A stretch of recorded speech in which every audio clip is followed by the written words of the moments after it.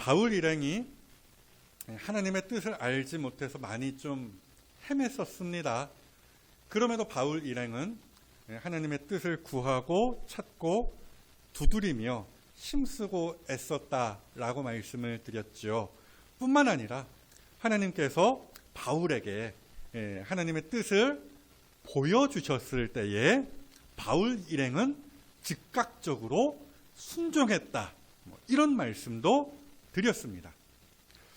그리고 그렇게 순종했을 때 보십시오. 어떤 일들이 펼쳐집니까?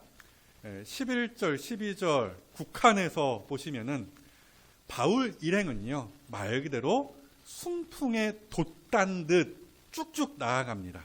우리가 드로아에서 배로 떠나 사모드라게, 중간에 있는 경유지입니다. 섬입니다. 사모드라게로 직행하여 이튿날 네아폴리, 드디어 이제 마게도냐 본토가 되는 것이죠. 항구 도시입니다. 네아폴리에 가고, 그리고 이어지는 12절 보시니까 거기서 빌립보에 이르니, 네아폴리에서 조금 위로 올라가면 빌립보거든요. 어찌되었건 빌립보까지 갔어요. 그 전에는 이리 가도 막히고 저리 가도 막혔잖아요. 그런데 이제는 모든 길이 마치 이 자동문처럼 열리는 느낌이에요. 그래서 특별히 저기 직행하였다라는 표현이 있지 않습니까? 얼마나 속이 시원합니까? 바울 일행도요, 신나지 않았겠어요?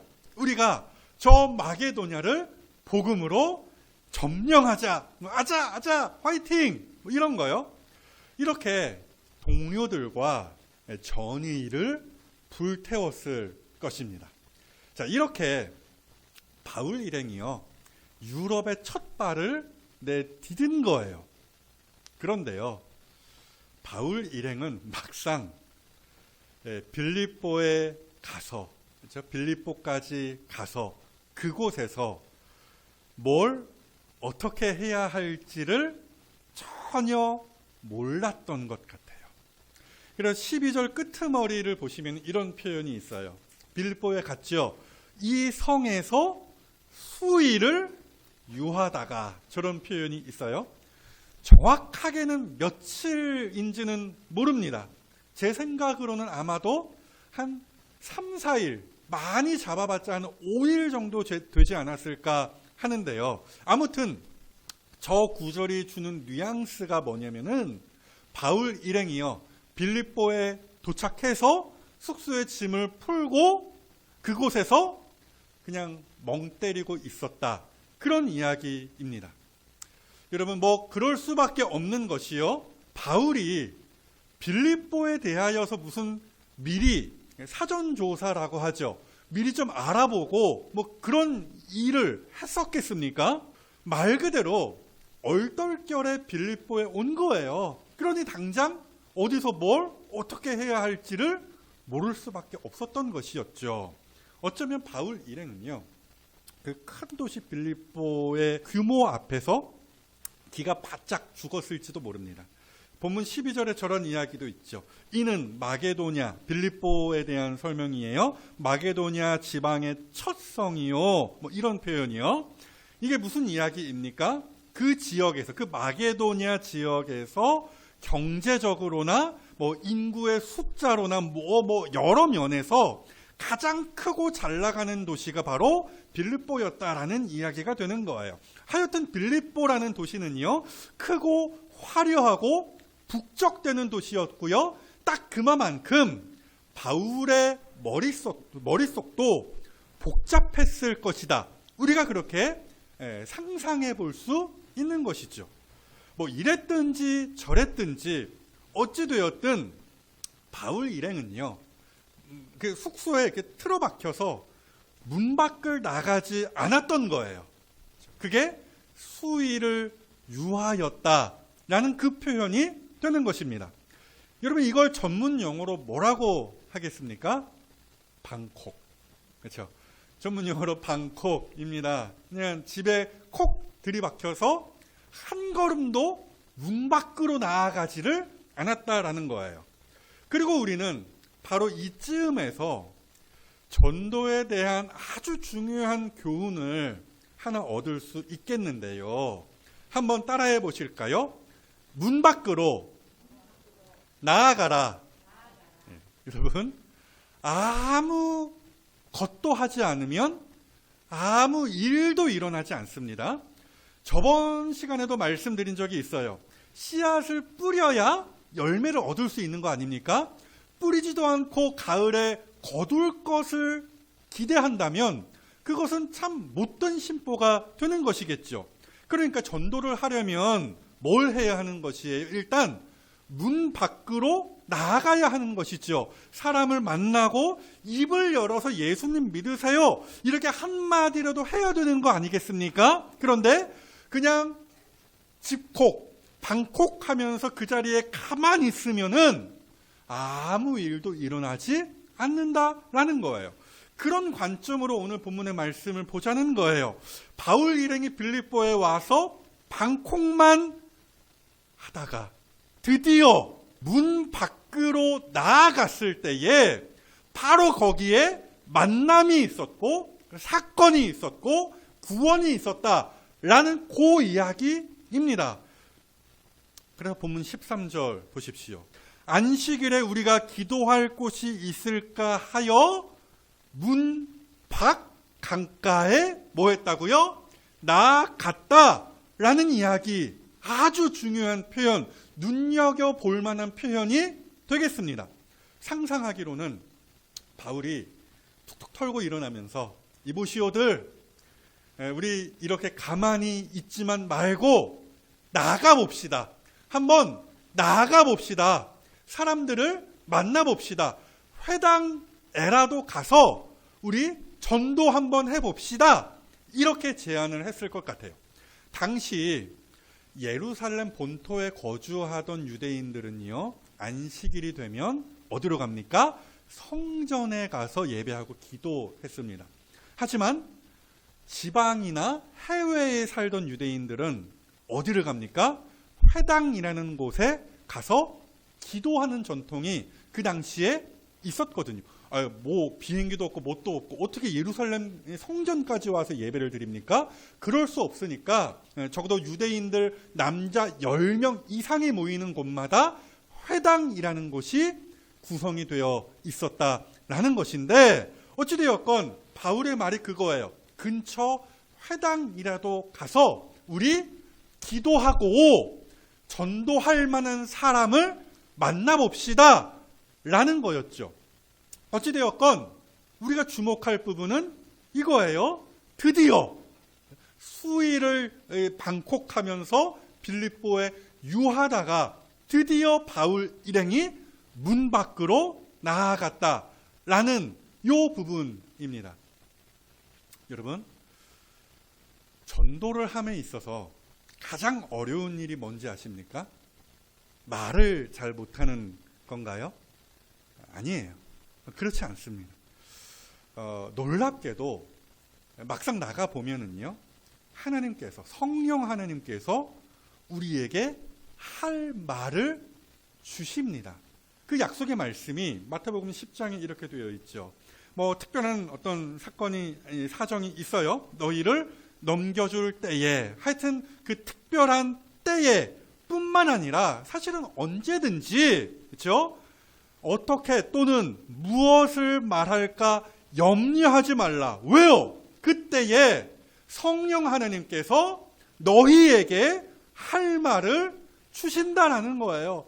그래서 평소에는요, 말도 잘 하지 못하고 부끄러움 잘 타던 사람이 막상 나가서 전도하면은요, 전혀 다른 사람이 됩니다. 그래서 말만 잘하는 경우 사실은 주변에서 쉽지 않게 우리가 찾아볼 수 있어요.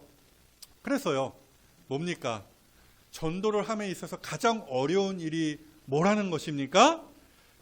딴 게 아니라 나가는 것 자체가 가장 어렵다라는 이야기입니다. 나가기까지가, 그렇죠? 나가서는 뭐 술술 잘 되는데 딱 나가기까지가 가장 두렵고 스트레스 받고 머뭇거립니다. 그렇죠? 그런데요, 막상 말씀드렸다시피 나가보면 바로 거기에서 만날 사람을 만나게 되고 또 신기하게도 할 말을 다 하게 되더라는 것이죠. 오늘 본문이요, 바로 그 이야기를 우리에게 들려줍니다. 바울 일행이 그렇게 방콕하다가 문을 열고 문 밖에 나아가 봤더니 참으로 신기하고 놀랍게도 이미 다 하나님께서 장소와 사람까지 모든 것을 기가 막히게 세팅해 놓으셨다라는 거예요. 그러니까 오바하는 게 아니라 바울 일행은요, 이 한 사람, 오늘 하나님께서 예비해 놓으신 이 한 사람을 만나기 위하여서 그렇게 돌고 돌았던 것이고, 그리고 조금 더 오바해서 말씀드리면은 제가요, 바로 여러분들을 만나기 위하여서 그 멀고 먼 연천으로부터 여기까지 왔다라는 것과 같은 이야기가 되는 것이죠. 아무튼 그래서요, 문 밖에 나아간 바울 일행이 만난 사람이, 그 한 사람이 누구라는 것입니까? 바로 루디아라는 한 여인이다라는 것이죠.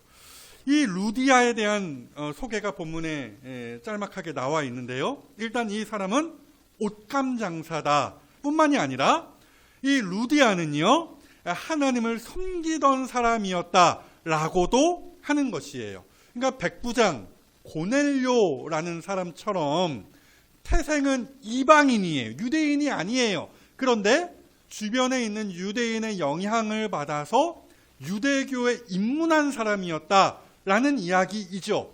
우리식으로 그냥 편하게 따진다라고 한다면 이런 거예요. 교회 문턱만 왔다 갔다 하는 사람이었다, 뭐 이렇게 보셔도 사실상 무방합니다. 그러니까 따지고 보면은 바울 일행으로서는 전도하기에 딱 좋은 사람을 바로 그때에, 문을 열고 나갔을 그때에 만나게 된 것이다 라는 말씀이에요. 사랑하는 여러분, 보십시오. 막상 나가보면요, 다 예비되어 있는 것입니다. 만날 사람을 기가 막힌 타이밍에 만나게 하시고 또 그 가운데에서 전도가 되게 하시는 거예요. 그러하기에 사랑하는 여러분, 바로 그러한 하나님의 인도하심을 믿고 전도의 발걸음을 떼어 보십시오. 그렇죠? 그것이 하나님이 보시기에 너무나 아름답고 칭찬받을 만한 일이에요. 로마서 10장의 저 말씀을 보십시오. 뭐 앞에 있는 말씀을 다 제끼고 끝부분 보십시오. 기록된 바 아름답도다 좋은 소식을 전하는 자의 발이여함과 같으니라. 무슨 말씀입니까? 어떻게 하든 전도의 사명을 감당해 보겠다며 문 밖을 나서는 그 걸음을 하나님께서 기뻐하신다라는 말씀이 되는 거예요. 여러분, 그래서 바라기로는 다시 한번 용기를 내시고 문 밖으로 나아가십시다. 바로 거기에 하나님의 기가 막힌 예비하심이 있을 줄로 믿습니다. 그리고 여기에서 한 걸음 더 나아가 오늘 본문에서 얻는 전도의 교훈 또 하나가 있습니다. 한 번 더 따라해 보십시오. 하나님이 이루신다. 바울 일행이 한 일은요, 문 밖으로 나아가는 일만이 아니었어요. 말하기도 했습니다. 보십시오. 13절에 이런 표현 있죠. 나아가서 문 밖 강가에 나아가 거기 앉아서 모인 여자들에게 말하는데, 바울이요, 마침 모여있는 여인들에게 무슨 말을 건넸겠습니까? 나 오늘 한가해요. 이런 이야기 하겠습니까? 그런 이야기로 시작했을 수는 있지만 어찌되었건 결국에는 누구 이야기를 했겠습니까?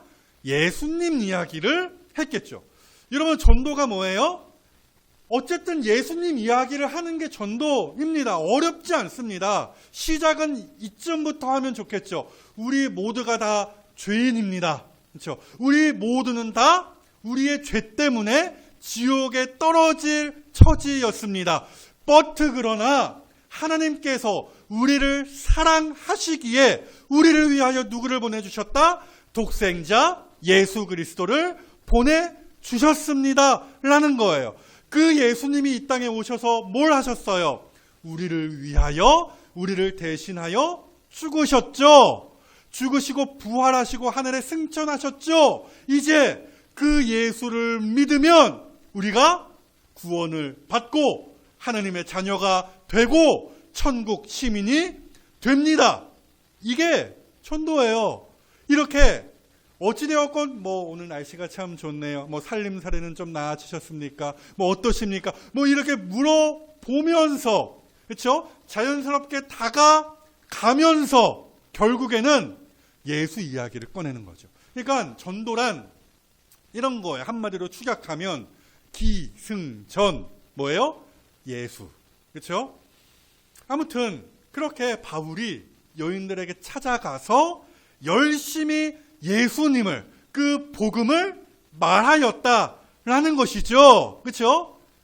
그때 놀라운 일이 일어나는 것을 우리가 본문 14절을 통하여 확인하는데요. 일단 이런 표현이 있어요. 루디아라 하는 한 여자가 바울의 말, 그 예수 이야기죠. 그 말을 듣고 있을 때라는 표현이 일단 있죠. 이게 놀라운 이야기입니다. 그렇죠?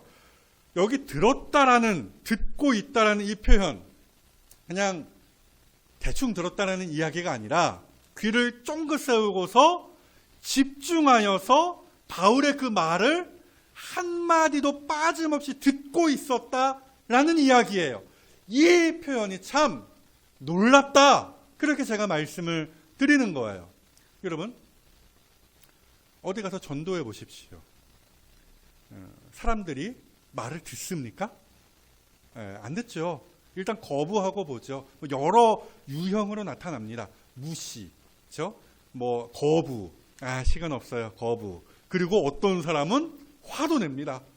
여러분, 이렇게 나오는 게 말을 듣지 않는 게 정상입니다. 죄인의 본성이라는 거예요. 어쩔 수 없는 죄인의 본성이 그러합니다. 하나님께서 세상을 창조하셨습니다 라고 말하면 그거 과학적이지 않습니다 라고 맞받아치죠. 그렇죠? 예수님을 믿어야 구원을 받습니다 라고 이야기하면 나는 죄인이 아니야 그렇게 이야기할 것입니다. 그리고 천국과 지옥이 있다라고 이야기하면 죽으면 끝이지 이렇게 맞받아칩니다. 무관심하거나 거절합니다. 이것이 정상이라는 거예요. 그런데 그 가운데에서 비정상적인 반응을 보이는 사람이 있으니 그게 바로 루디아와 같은 경우다. 이렇게 이야기할 수 있겠어요. 말씀을 듣고 있는데 그 전도의 말을 듣고 있는데 갑자기 눈물이 주르륵 흐른다든지 하나님의 그 창조와 또 죄인의 구원에 대한 그 말을 듣고 있을 때에 전에는 거들떠보지도 않았지만 어느 순간 그 말씀을 경청하고 있는 것이죠. 이 놀라운 사건 무엇입니까? 바울이 말을 끝내주게 잘한 것입니까?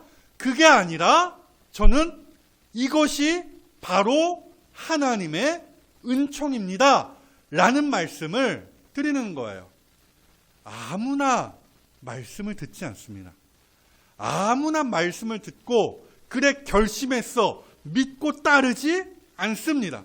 하나님께서 그 죄인의 마음 가운데에 특별한 은총을 주심으로 말도 안 되는 것 같은 그 말씀을 듣고 믿고 따르게 하시는 것이죠. 하나님의 은총입니다. 그래서 본문 14절을 마저 보시면 이렇게 되어 있죠. 루디아라 하는 한 여자가 말을 듣고 있을 때 주께서 그 마음을 열어 바울의 말을 따르게 하신지라. 여러분, 오늘 여기서 우리는 아주 중요한 교리를 배우는 거예요. 문 밖으로 나가서 말을 하는 사람은 바울, 사람이었지만 정작 구원의 역사를 온전히 이루신 분은 누구시다? 하나님이시라는 사실을 보는 것이죠. 달리 표현하면은 하나님께서는 바울의 그 설교를 통하여 구원의 역사를 이루어내시더라는 이야기입니다. 굳이 이거를 어려운 말을 써서 구분하면은 따라해 보십시오. 외적 소명, 내적 소명입니다. 뭐 어려운 이야기입니다. 원리만 생각하시면 돼요. 외적 소명이란 사람의 전도 행위를 이야기하는 것입니다. 그러니까 문 밖으로 나아가서 입을 열어서 복음을 전하는 것, 그것을 외적 부르심, 외적 소명이라고 제목을 단 것이죠. 그리고 그렇게 사람이 말할 때에 보이지 않는 하나님의 역사가 그 가운데에서 일어나는 것이죠. 하나님께서 그 마음을, 루디아의 마음을 여신 것처럼 그 마음을 여시고 사람이 전한 그 복음을 듣고 믿고 따르게 하십니다. 이것을 내적 소명이라고 말합니다. 여러분, 이 전도 그리고 하나님의 구원의 역사, 이것은 둘이 함께 맞물려 돌아가는 일입니다. 둘 중에 하나만 있어서는 안 되는 거예요. 그러니까 설교자가 설교를 뭐 기깔나게 잘한다고 해서 뭐 다 되는 거 아닙니다. 뭐 사람이 우르르 많이 몰려들 수는 있겠지만 뭐 배꼽 잡고 웃고 막 뒤집어지고 그런 역사는 있을 수 있겠지만 하나님께서 그 설교 가운데 역사하시지 아니하면은 아무런 역사가 있지 않아요. 반대로 또 하나님께서는요, 혼자서 북치고 장구치시고 구원의 역사를 이루어 가시는 법이 없다라는 거예요. 하나님께서는 항상 이 부족한 사람들을 통하여서 그 구원의 역사를 이루어 내신다라는 것이죠. 그 이야기를 오늘 본문의 사건이 우리에게 보여주는 거예요. 바울이 말할 때 하나님이 루디아의 마음 가운데 역사하심으로 놀라운 하나님의 그 구원의 은총, 그 역사를 이루어 내신 것이죠. 자, 그리고 저는요, 여기에서 한 반걸음 더 나아가기를 원합니다. 저는요, 루디아가 오늘 받은 이 은총이요, 이 은총, 그렇죠? 말씀을 듣는 것에서부터 그 말씀을 믿고 따르고 하는 데까지의 이 모든 은총, 이거를 오늘날 우리가 다시 혹은 지속적으로 받아 누려야 된다라고 생각을 합니다. 그래서 여러분 한 번만 더 따라해 보실까요? 첫사랑을 회복하자.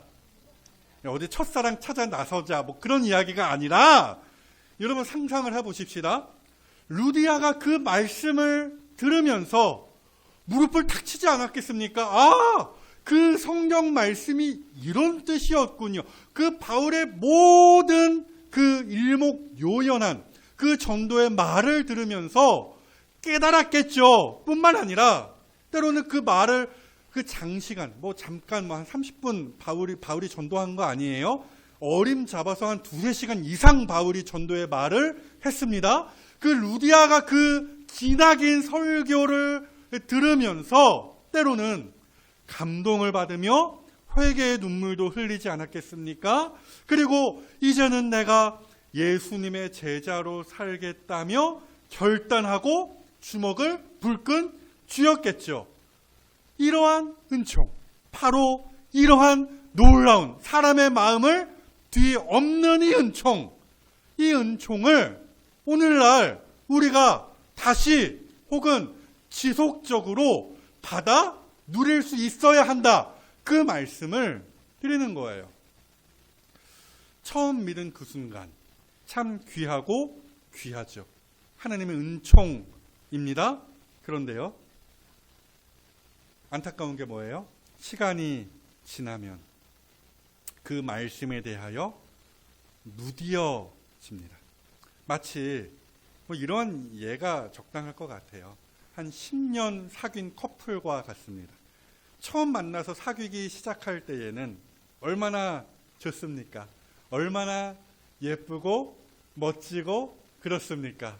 뭐 하여튼 밥 먹는 것만 봐도 예쁘고 심지어 방구 껴도 소리도 정겹고 그 냄새도 향기롭고 하여튼 뭐 실제로 방구 끼고 그런 거 아닙니다만은 어찌되었건 뭘 해도 다 좋죠. 무슨 말을 해도 귀담아 듣습니다. 그렇죠? 흔히 눈에 콩깍지가 씌었다 뭐 그런 이야기를 하지 않습니까? 그런데 오래 사귀면 결혼하지도 않고 뭐 결혼한 부부들도 마찬가지이겠죠. 하여튼 시간이 많이 지나면은 서로에게 익숙해지면은 이게 사랑인지 정인지 봉사인지 뭐 헷갈릴 때가 오는 거 아니겠어요? 그럼 신앙에 있어서도 그런 현상이 왜 없겠습니까? 그래서 많은 성도들이요, 뭘 들먹입니까? 왕년을 들먹입니다. 왕년. 그렇죠? 내가 예전엔 말이야 교회 일을 혼자서 다 했지. 나 없으면 교회 안 돌아갔어. 뭐 이런저런 이야기 하면서 그렇게 내가 왕년에 뜨겁게 주님을 사랑하고 교회를 섬겼다 말하는데, 여러분 지금은 어떻습니까? 말씀을 펼치면 이 말씀 나 아는 말씀이네. 내가 들었던 설교네. 설교를 아무리 들어도 무덤덤하고요. 기도를 하려고 무릎 꿇고 앉으면은 엎드리면 뭡니까? 할 말이 없어요. 그렇죠? 그러니까 제가 예전에도 그런 말씀 드렸는데 정말 기도에 집중하여서 10분 이상 기도하는 사람은 기도 많이 하는 사람입니다. 물론 에게 겨우 그거 그렇게 말씀하시겠지만 그거 쉽지 않아요. 그러니까 말씀을 듣다가 무릎을 탁 치고 감동이 되어서 눈물을 펑펑 흘리고 주먹을 불끈 쥐면서 주를 따르리라 결심했던 그 뜨거운 경험들 언제였습니까? 그렇죠? 드라마 보시면서 눈물을 흘리는 경험이 최근에 더 많으십니까? 아니면 말씀을 보며 예배를 드리며 눈물을 주르륵 흘리셨던 그 경험이 더 많으십니까? 사랑하는 여러분, 그 새로운 은총, 그렇죠? 그때 받았던 그 은총, 오늘 우리에게 다시금 필요한 은총이 아니겠습니까? 오늘 본문의 이야기를 보며 그런 생각을 해보았습니다. 어찌되었건 한번 정리해 보겠습니다. 요는 이것입니다. 일단 문 밖으로 나아가야 하는 것이에요. 일단 우리의 입을 열어 복음을 우리 이웃들에게 또 가족들에게 소개해야 하는 것입니다. 최소한 우리는 여기까지 감당을 해야 하는 것이에요. 그 다음 일은 누구의 몫입니까? 주님의 몫이에요. 할 일 다 하고서 이제 주님께 맡겨드리면 되는 거예요. 주님께서, 말을 바꾸면은 주님께서 그 마음을 열어주실 때까지 우리는 부지런히 때를 얻든지 못 얻든지 할 일을 하면 되는 것입니다. 그 하나님의 때가 이르렀을 때에 주께서 나를 통하여 그로 하여금 말씀을 듣게 하실 것이고요. 그의 마음을 여셔서 우리 주님을 믿고 따르게 하실 것입니다. 별로 이러한 일들이 효율적으로 보이지는 않습니다만은 이것이 하나님께서 정하신 구원의 방법입니다. 고린도전서 1장 말씀을 보시죠. 하나님께서 전도에 미련한 것으로 믿는 자들을 구원하시기를 기뻐하셨도다. 그러니까 우리가 나가서 전하지 않으면 아무 일도 일어나지 않는 거예요. 이것이 사람이 보기에는 굉장히 미련해 보이고 비효율적인 것이겠지만 어쩌겠습니까? 하나님께서 이렇게 구원의 방식을 정하여 놓으신 것을요. 그러므로 사랑하는 여러분, 바라기로는요, 할 일을 하십시다. 방콕이 아니라 입국닷이라고도 우리가 보통 그렇게 표현하더라고요. 입국 닫고 있는 것이 아니라 용기를 내서 나아가십시다. 그죠? 말을 하십시다. 그럼으로써 하나님의 그 구원의 역사에 동참하실 수 있는 이 자리에 모든 전도의 일꾼들, 우리 파랑교회 식구들이 다 되어 주시기를 주님의 이름으로 축복합니다.